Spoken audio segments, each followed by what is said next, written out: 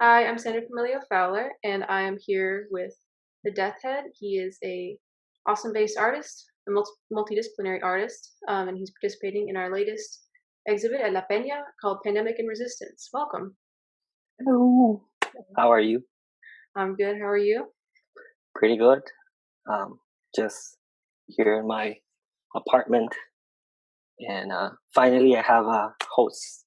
I'm hosting, inviting people in because I hadn't had anybody, not even through the internet, and so it's pretty good to finally see Yeah, somebody in a different way, but yeah, I imagine. Right. So, how did you first begin doing art? What was your art education like? Uh, well, um, I actually learned how to do art by myself. I started really young. My mom has stories that since I was like a little kid, I was glued to the TV and I was carrying my color book and drawing and stuff. So I started really young. I learned from watching cartoons and comic books, and I just tried to mimic and my heroes, Hmm. and that guided me into doing art. Gave me a lot of problems because the teachers will complain that when I started going to kinder, that I was just wanting to draw. But yeah, it has always been there for me. Did you get in trouble for drawing in class later on? Oh, yeah, since kindergarten. Yeah, I got it was kind of traumatic in a way because since kindergarten I've been put down by the teachers. I grew up in Mexico in a city called Nuevo Laredo, and I'm just turned 41. I think it was the eighth, the ninth, and so Oh, this one. um, yeah, Happy I birthday. just turned 40. Yeah, so I've been having like I went to since kindergarten all the way to college, been having problems because I also have dyslexia, and so I communicate basically through images. So that's why I was so attracted to draw. And in the 80s, nobody knew about dyslexia in Mexico, where I don't even know if they know. Finally, when I came to the United States, to like I was born here in the United States, but I was raised in Mexico. Mhm. But when I came back to the United States to study high school, is when they diagnosed me with dyslexia. And so I was like, oh man, that like they started explaining to me, or started learning about it. It kind of makes sense. I'm glad that that I went through all of that because I think it's um like mm, I'm so passionate about art that that's why I never stopped, and I'm glad I never stopped, even though it was kind of really hard. And teachers would be really mean, but I mean, I hope they didn't know and they were trying to do good. But that's just something that I had to do myself, and so that turned sad. But Wow, it's not a sad story. It's just the only thing yeah, is like I understand. sometimes people think that art is just drawing, but it's not. It's really hard for the artist to maintain the discipline or to start the discipline because like you say, where's your education starts. Not all artists are lucky to go to a school and to learn. You have to put the time no matter what, and it doesn't come only from going to school. It comes from never stopping drawing or coming up with creative ways to to express yourself. So that's what I think about art. Yeah, I think It's a that's way of life. yeah. Yeah, I'm sorry you had to go through that so young, but I think that's a pretty common experience for a lot of Hmm. artists, unfortunately. I went through that a little bit too, but I think as artists we always have different things to overcome because the education system is often not set up to serve us. Now, how did you choose the artist name, the Death Head specifically? How did that come to you? what happened in since real young, because of cartoons and comic books, um, I started, thinking. It was like, well, now I know how to draw. It got to a point that like, okay, I can draw comic books, and they're pretty similar. And well, now what can I do with that? Can I create my own stories? And so the the when I was like around 12 and 13, I started creating my own characters, and I started creating my own comic book in my mind. Even though I never drew it, I drew the characters. Because of the limitation of writing, I only will come up with the stories in my head, and so it was like in my head, and it was something that I had that word in my mind or in my head. I always had it, and when I went to high school, I kept on pushing more and more and more. Eventually, I went to college, to the Art Institute in Houston, to take animation, and then I learned about that not only you could do things with cartoons, that also you can do fine art. And so, and then I learned about graffiti and street art. So it was the whole combination of street art, comic books, um, and digital art and fine arts, that I decided to create a character called the Deadhead. But that character will be me. And instead of creating a comic book, I'll become that character, so I can come up with my own identity. And the name comes from the moth, the deadhead moth, hawk's moth. The weird like the thing when I started drawing that in college, eventually it was like little by little, but in college I come up with the idea of the art style and the character or the artist.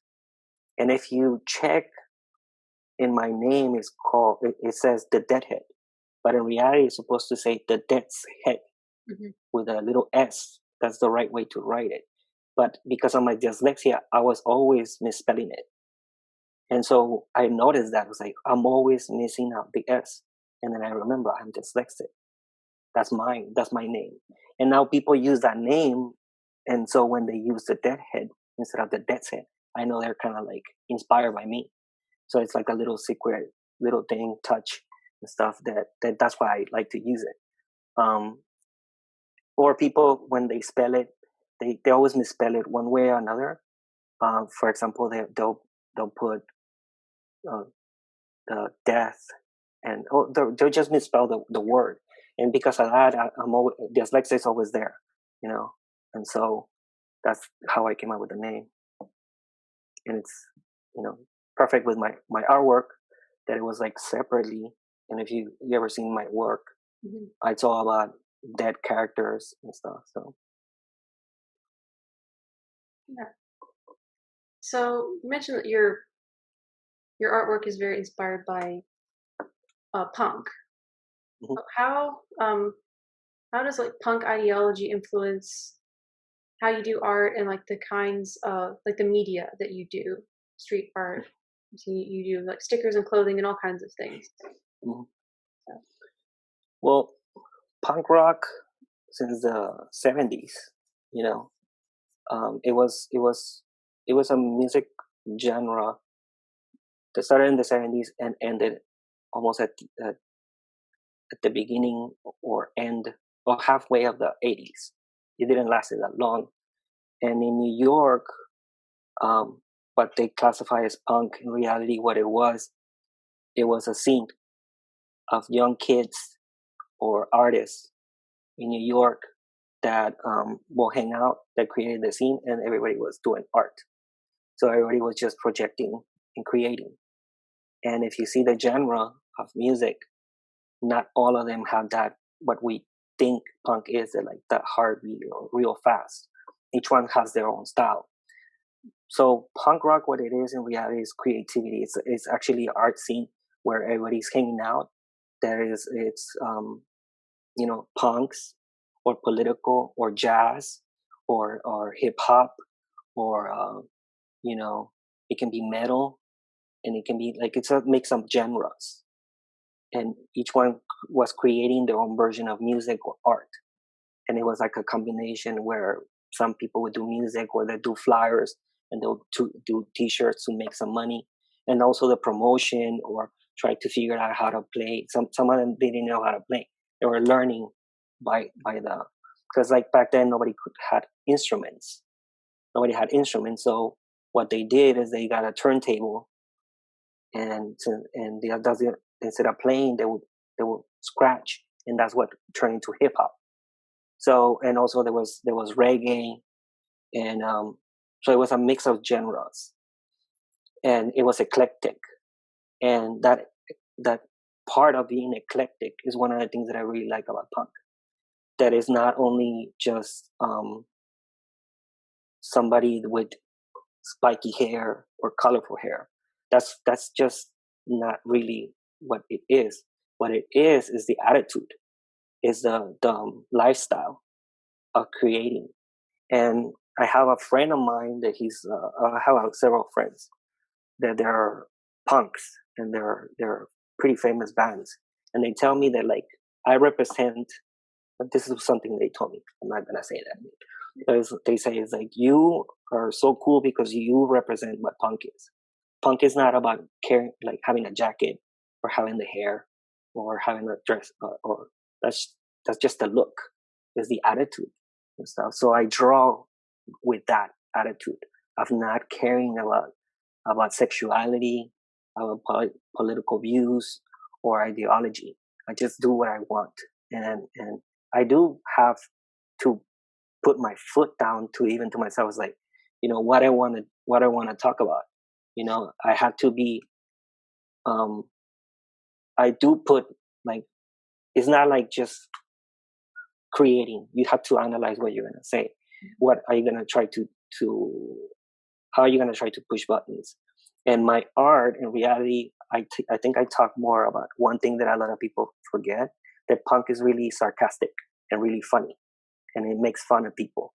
So I take that inspiration from punk rock. And it's also pretty anti-capitalist as well, or has a lot of critique of capitalism, the movement in general. Well, that's something that like Yeah. I debate a lot, Mhm. because without capitalism, punk wouldn't be created. And it actually, in my point of view, is not criticizing it. It actually, how can somebody? I mean, that's one idea, but in reality, I think also without capitalism, I mean, musicians and wouldn't be doing music. They couldn't capitalize in one way or another. In that case, they wouldn't even try to put videos or sell CDs. I think like what capitalism is what they're talking about is when they abuse it, when capitalism goes out of control. It's the same thing as any other government. What are Mhm. you gonna do when that government gets out of control and stuff? But in reality, I don't think it's against it. It's just the only thing. It's just a conversation. But a lot of music that was created in punk, they do not. They talk about something else. They talk about their girlfriends or their friends or doing heroin, or we're just having a nice time. And there's music like Suicide. They do talk about capitalism and the end of the world, but the Ramones, they talk about mostly about girls. They wanted a date. So I think it's like a mix of genres again and ideas. Yeah, Now it has turned into that. But I mean, it's not bad, but the origin's kind of different. you see. Could you talk a little bit about the pieces that you're making for this upcoming exhibit with Tapenia? Yeah, I have two images. Is one is Roger Rabbit with a chainsaw, Mhm. and the other one is his arch enemy. Uh, what's his name? I forget his name. Is a pink uh, character with the that looks like a cholo. Um, Smarty, and so they're kind of like there's two. I can show you. You want to see them? Yeah, yeah. Yeah, let me Yeah, see. yeah, yeah, there. Yeah, I had him here. Let's see. So, can you see? Oh man, there he is. Oh wow. And then the other one is it's right here. That's smart. Oh, that is awesome. They're so expressive. They're really devious. Yeah. um. Yeah. The pieces. That's another thing that then my style turned into. I don't only do Disney cartoons. I started doing Disney cartoons. I think it was 2005, and the reason why I started doing those Disney characters was because I hate Disney or I hated Disney, and so I was trying to mock Disney, and I was like doing like a parody, and then I came out with three characters: Minnie Mouse, um, Daisy, and Clarabelle. And when I was drawing them, I noticed they were like really difficult to draw, and I was like, oh, they're pretty difficult. Like, and then I was like, well, what can I do with them? And back then, I was like, I was in street art, but I was not doing airsoft. I wasn't using airsoft. Mhm. So all my street graffiti friends are like, hey, graffiti is really hard. You should pick up some cans and try it. And I was always doing street art with brushes or with paste. And one day I was like, well, maybe I can try learning how to do graffiti and the media with easier characters. They're kind of difficult. And then so I started drawing Disney characters so I can learn how to spray paint. So the first one that I did it was Donald Duck. And I think it was like 12 feet. And it came out pretty good. And then I was like, well, and I learned pretty quick how to do the spray paint.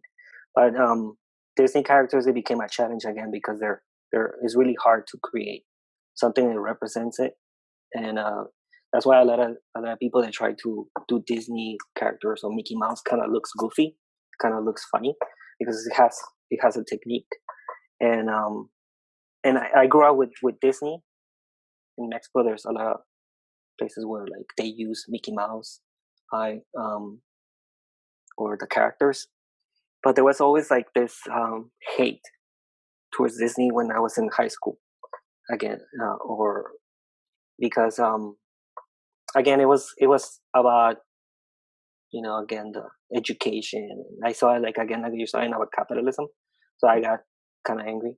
But then when I started drawing them in airsoft in spray, I kind of like became in love with them, and then I went to Disney in Florida, and I was like, wow, I kind of like, oh, so this is all the magic, and I kind of became in love again with the style. And but in reality, I'm more famous for drawing female characters or human characters with animal skulls. That's actually the creation of the Deadhead, where I was doing life models, and I was drawing them and dressing up in punk and putting animal skulls. Um, and that's more fine arts. And then now I combine both. I combine fine arts with cartoon characters or pop art, and so I have a combination of art and stuff where it's different styles and digital art. But I think like the reason why I I'm right now a lot of my work is Disney because I've been waiting to do an art show where I can show my really bizarre and really crazy ideas. This like that I would like to show one day, and I'm I want to show different medias. It's not only just drawing.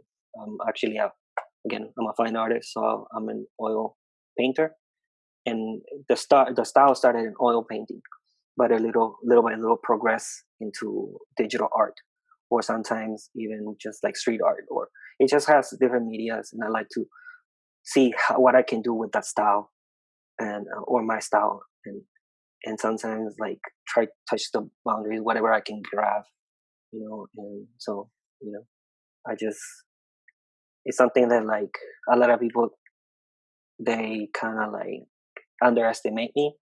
So usually because they see the style, they're like, well, you don't know. When I started, I remember I was drawing it in black and white. And so they estimate me saying that like, you don't know color, theory. And I was like, huh. And then so I started doing color. And usually when people start again criticizing me, I turn into something else and try to prove everybody wrong and stuff, and keep it fresh all the time. I like to impress people, but never expect. Like I like to people have expectations, and I like to turn those expectations into mockery or making fun of people. No, it seems like it's worked out pretty well.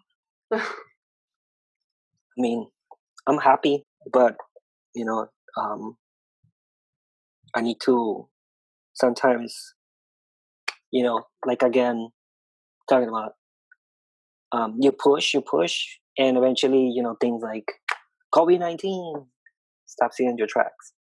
And I think right now it has happened to everybody. Everybody had plans for 2020, and I remember people were like, "Oh, 2020 is gonna be our year," and boom, nobody goes out, nobody does nothing. So it has kind of stopped me in right now in what I want to do. And right now it just again it looks like it's gonna start. When we're gonna learn how to adapt, but little by little, But it's for all of us. It has been 4 months. How many months? 3 months? 4 months?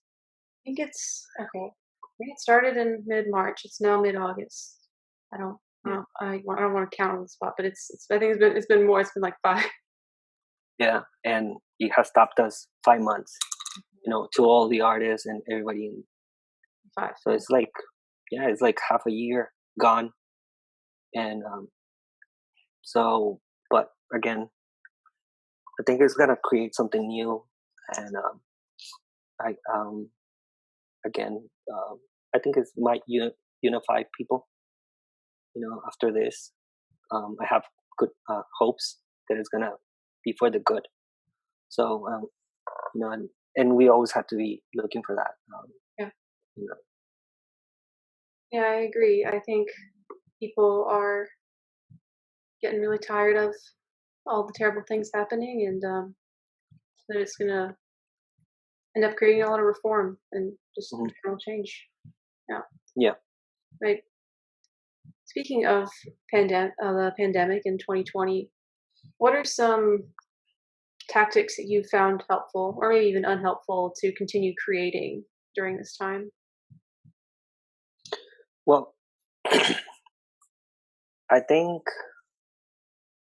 I was kind of prepared for it, um, because I've been always following the news, and I'm those kind of guys that are like, hey, this is gonna happen, and then people are like, you crazy?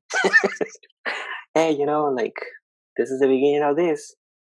Oh no, how the government gonna do that? Hey, watch out! Don't vote for him. And oh, watch out because like this thing's going on, and I think that pretty soon there's gonna be a disease. Everything's fine. So I'm always being aware of what like it's gonna happen, and I'm those kind of not the guys that create theories and stuff, but since I follow a lot of news of all kinds and from different platforms, this is something that like they've been talking about even way before Trump, and so for people that follow the news, we're kind of like already prepared. The only scary part of it is knowing how far they can go with this and how people haven't figured out that this could be farther than what they think it could go. So if you put your guard down, it could get worse. And so that's always been my fear. It's like, hey, this is just you know a foot in the water. It's not the whole thing. It's just an iceberg. So for a little bit, when all these things were happening, I was kind of like, watching too much news. I was glued, like I guess, like everybody else, watching the news, watching the riot, the protest that became into riots, and I was glued again. But I'm always been, um, like for example, when this when the election started, I was the same way, and I was glued to Facebook. But I got to a point that, you know what, I need to stop. I need to stop watching too much news. This is, I'm becoming really stressful. Becoming really stressful, and I need to stop. And I need to stop posting on Facebook. So I erased all my videos and stuff, and I started getting away from it. And I started getting inspired, and I created pieces where talking about more about, like, your voice and speak up about politics and stuff, and became more on my Instagram about trying to, instead of pushing for fighting the system, to integrate yourself in the system and go to vote, is really important. And it is even important when it, like, even it doesn't even matter what you believe right now. I think the vote's the most important thing, especially for Latinos, and not only for Latinos but for everybody. But like, we are representing um, our community, and if anybody that does not know if they're gonna vote, I will encourage for people to go vote, because first of all, that's the reason why there's a lot of injustice.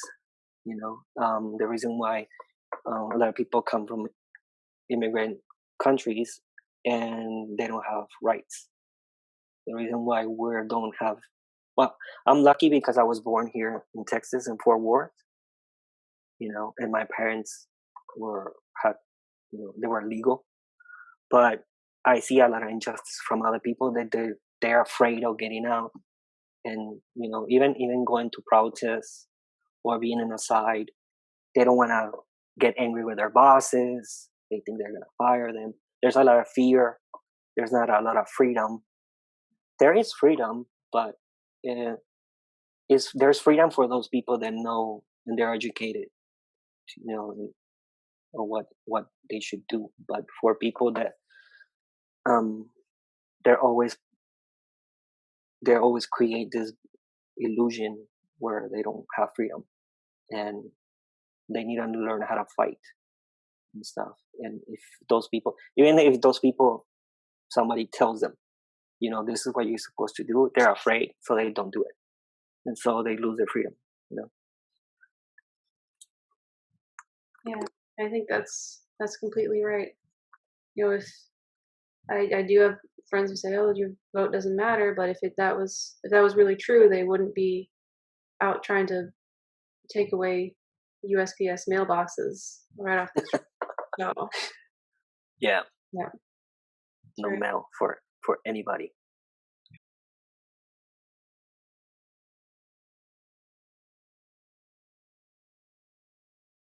So, what is the role of artists in political resistance to you? um as artists, there's many sides and many roles to do. But in mine is to not fight right now. Um, the reason why is because, and a lot of people are not gonna agree with me on this, but I'll try to give my explanation. What's going on right now is they do want you to fight. They want you to expose yourself, get arrested, take risks. Um, if you see what's going on, and the best way to protect yourself is to not fight the way they're intending to fight. So that's why you see techniques like TikTok, where people, instead of or like teenagers, they figured out, or people figured out that there's other ways to be productive. I remember having a conversation with a friend of mine. I called him and I was like, you've been always supportive of me. What do you think we should do? Uh, I want to help your community. And he told me, it's like, you know what, like, we, like, I just want to know what side you are. I always thought you're on my side. It's good you call me. I know that you're doing good and stuff, but I want you to be safe. So, you know, I just want to, right now, like he told me, it's like, I would like to know who was in reality, you know, pro, um, I guess, you know, African American, or because there's a lot of people now that, like, showing their true colors. Like, Hmm. se descaran, como decimos en español, se descaran. They're like just showing up, like, and they feel free to just say insult people and stuff. And so that took a lot of people for, like, they already knew, but that people were like that. But because of this, it just became like, they don't care. They insult. But again, from that, caring was created.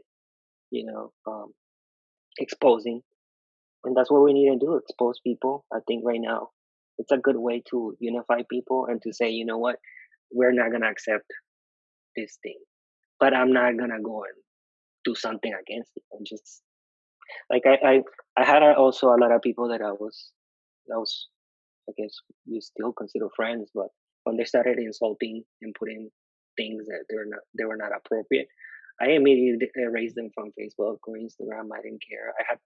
I think I had only one fan on my Instagram. I put a picture of Obama, and he started telling me what Obama is. I was like, I'm not here to educate people, and in my platforms especially. I don't want people to be fighting with each other, and it's not a platform for that. It's for seeing my art. Um, I also don't go. I started like, that's why I stopped. I wanted to go and confront people, and I was like, why do I need to confront people and stuff? And I started making research, and I found out that, like, these techniques are Turkish techniques used in the Turkish war, where this is how they manipulate and control everybody, through social media, through making lies about things, to creating, pushing people through different techniques for them to get out, expose themselves, so they can have an excuse to get away with what they want to do. You know, and the good things that you see, that a lot of people are not exposing themselves into this, uh, because, like, in the 60s or other protests were bigger than this. Yeah. They're just using different platforms. What advice do you have for Latinx artists, maybe even any artists of color who are navigating this time and maybe being interpreted as being politically motivated in a certain way because that's been put upon them, or are just trying to figure out what their place is in this difficult moment? Yeah. I think they should keep whatever it is. I mean, my ideas are my ideas. You know, if you have a certain idea and that makes you happy, you should do it.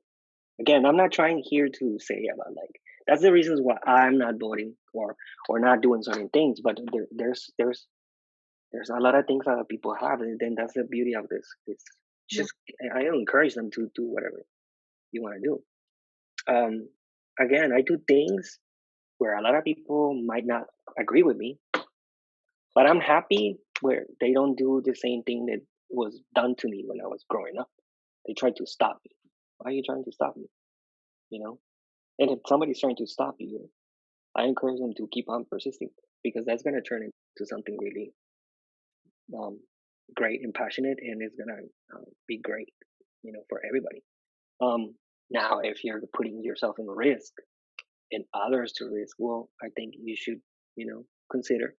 And if it's gonna be something that you already thought about it, and you're not gonna be coming up with excuses and blaming other people, then that's the thing. Choices. You have choices, and try to do the right choices for you and for everybody. And again, artists have different ways to learn and techniques. There's not only the education, going to school. There's other ways, and I encourage people to just find other ways of learning, educating themselves, um, and going to school or try out something, or anything.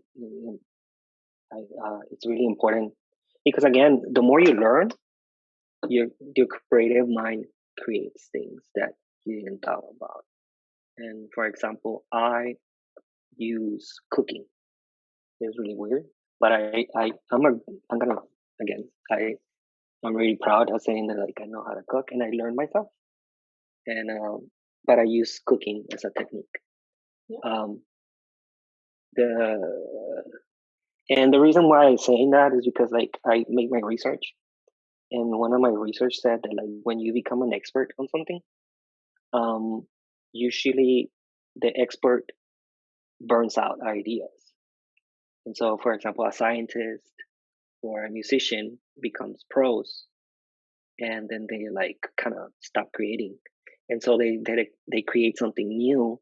Like for example, a lot of them they're cooks, or somebody like they become musicians, become scientists, or they get another career, and then they use that career to create new things.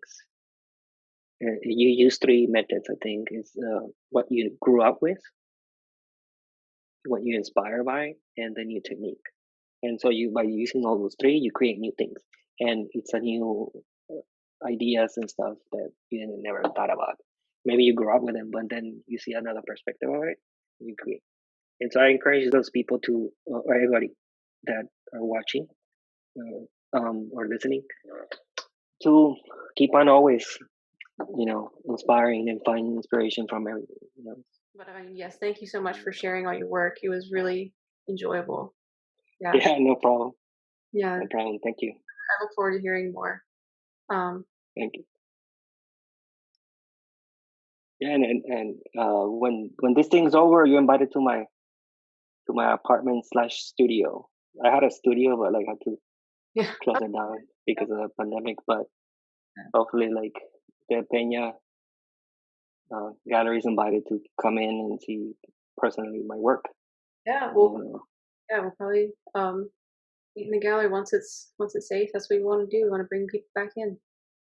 yeah, and I wish you uh, the best luck You as well. in your first show after this. I Uh, think it's gonna be successful. And for the interview, the best luck. Again, supporting. That's why I'm interested in doing this. yes. And I think it's really important that you guys do it. I think it's a good decision. And for anybody that is watching, thank you very much for watching. Thank you for bearing with my nonsense, my craziness. And hopefully, again, in another interview, we'll talk more about the art. And hopefully, I wish everybody good luck. Yes. All right. Well, thank you again. All right.